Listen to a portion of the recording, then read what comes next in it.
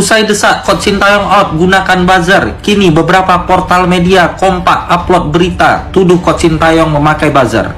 Dia yang diserang oleh buzzer, sekarang dia malah dituduh. Ada klarifikasi dari El Plin Plan Boy, yaitu statement dari Coach Justin setelah Doi berkomunikasi dengan Volt Anonim. Dengan video ini, gue mau sampaikan bahwa gue dapat teguran dari akun yang mempublikasikan datanya Toel. Jadi akun ini nggak main-main. Maka dari itu gue menyatakan untuk berhenti bahas Sintayong.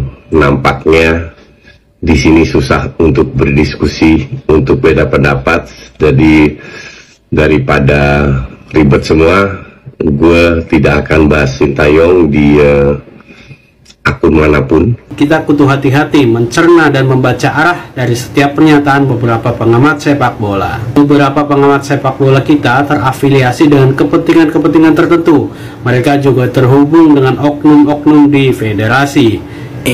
Kalau misalnya kita ngelihat dari statementnya Coach ya, ada satu kalimat yang gue underline, yang gue garis bawahin nih, yaitu adalah dia bilang di sini nggak bisa berbeda pendapat. Sabar, ini nanti jadi multi tafsir nih. Jangan sampai seolah-olah Sintayong itu nggak bisa dikritik, boy. Sepertinya Sintayong ini nggak boleh dikritik, Coach. Iya. Nah ini yang bikin gue juga gedek. Gue itu nggak pernah kritik dia loh. Iya. Dan sekarang beruntung banyak domba gue juga yang oh ternyata Coach bener ya apa yang dijelaskan loh. Tapi banyak juga followers gue yang nggak merasa gue mencela lah. Dari A sampai B lah, gue nggak konsisten lah. Padahal apa yang gue omongkan tetap gue pegang. Ya. Tapi kita tahu ada tagarnya kan STY out, ada juga Eric out. Oke. Nah itu tanggapannya gimana, Bung? Apakah ini memang ada upaya-upaya untuk mengadu domba? Ya, jelas untuk mengadu domba. Yang pertama dia gemborkan STY out, STY tanpa diaspora, nothing atau nggak bisa apa-apa. Dia gemborkan itu dan nggak berhasil. Kemudian dia gemborkan lagi Pak Erick out. Itu bodoh menurut gua. Basar, nih kalau lu mau pintar, lu fokus ke STY, lu serang STY itu. Begitu caranya. Jadi yang support Pak Erick itu nggak ikut campur. Kemungkinan juga dia mungkin akan support lu untuk STY out. Tapi begitu lu serang Pak Erick lu serang, STY lu serang, penggemarnya Pak Erick kesel sama lu, penggemarnya STY kesel sama lu, yang ada lu gagal semua. Saya sampaikan ini bukan saya dukung buzzer atau saya dukung STY out, enggak. Saya cuma mau kasih tahu teman-teman betapa blow on-nya buzzer itu. Buzzer itu bekerja nggak pakai otak.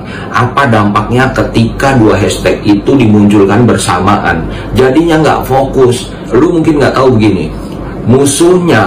Musuh saya adalah teman saya. Lu nggak paham tuh istilah itu. Jadi kalau lu cuma serang STY, kemungkinan pendukung Pak Erick akan diem.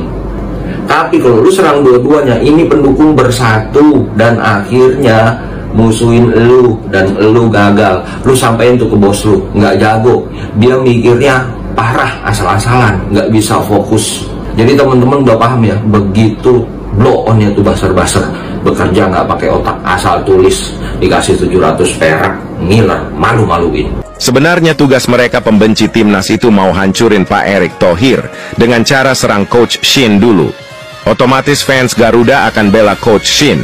Nah, barulah fans akan serang Erick Thohir agar fans jadi bentrok.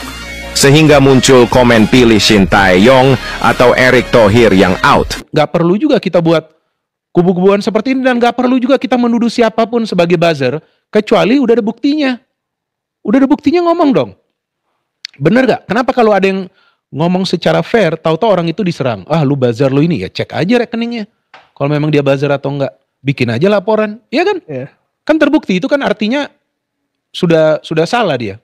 Bener kan? Menggiring opini publik kan? Tapi kalau enggak, jangan begitu dong. Jangan menuduh orang yang enggak. Pertama, si Mafia itu serang Sintayong dengan cara atau lewat cara bayar-bayar buzzer di sosmed supaya Sintayong itu dijelek-jelekan. Lalu akhirnya Sintayong dipecat. Sesudah dipecat, gantilah pelatih. Nah, si pelatih barunya itu nggak beres. Otomatis kan netizen itu langsung menyalahkan ketua umum PSSI. Ketua umum PSSI sekarang Pak Erick. Nah, ketua umum PSSI bukan diserang-serang terus. karena awalnya pelatih timnasnya nggak benar, lalu Pak Eriknya misalkan mundur. Mereka tidak bisa mengganggu, tapi pergi seorang Erik, mereka akan bangun lagi. Kalau dia tahu malu, dia mundur, atau Exco berani ambil keputusan. Mereka adalah salah satu dalang di balik hancurnya sepak bola Indonesia di tahun 2015. Terus terang aja, saya maju ini juga sengaja mau hancurkan yang namanya mafia bola. Karena pada zaman saya mafia bola itu nggak berani. Sekarang muncul, sekarang sudah waktunya dia dihabisin. Dan saya yakin para voter itu akan mau menghancurkan para mafia bola, terutama di dalam lingkaran internal sendiri. Pengaruh Lanyala Mataliti semakin kuat di tubuh PSSI. Bisa ditebak, periode berikutnya ketum PSSI diduduki oleh Lanyala Mataliti. Nah, salah satu orangnya yaitu Bung Toel. Ya, Bung Toel. Saat itu dirinya menjabat sebagai juru bicara PSSI di era Lanyala Mataliti. Di tangan mereka, prestasi timnas pun semakin redup, mulai dari mendapatkan pembekuan FIFA pada tahun 2015, kalah di Piala AFF pada tahun 2016 dan 2017, kalah dalam 4 pertandingan, termasuk kekalahan di kandang saat melawan Malaysia. Erick Thohir bilang Indonesia keluar dari AFF. Aduh, ini kabar atau berita dari mana ya sumbernya ya? Kami kok nggak tahu sama sekali ya. Jadi gini loh ya, bukannya kami ini mau membantah atau apapun yang kalian ucapkan, tapi kami ini punya prinsip. Kalau kami belum punya bukti ucapan langsung dari sumber yang bersangkutan di sini, dari Erick Thohir itu sendiri, yang kalau katanya benar akan keluar dari AFF, ya kami belum bisa percaya. Jangan mudah termakan oleh oknum-oknum yang bikin berita-berita hoax lo ya. Indonesia itu nih, kami katakan lagi, kami tegaskan lagi ya, Indonesia itu nggak bakal bisa keluar dari AFF dengan sembarangan. Bukan berarti nggak bisa keluar, tapi nggak bisa keluar dengan mudah loh ya. Kenapa demikian? Ini balik lagi hubungannya dengan negara, hubungan bilateral dengan negara. Indonesia itu negara ASEAN, dan federasi di ASEAN ya cuma AFF. Sebab Indonesia itu adalah pendiri ASEAN dan juga pendiri AFF. Jadi agak sulit buat Indonesia keluar dari AFF.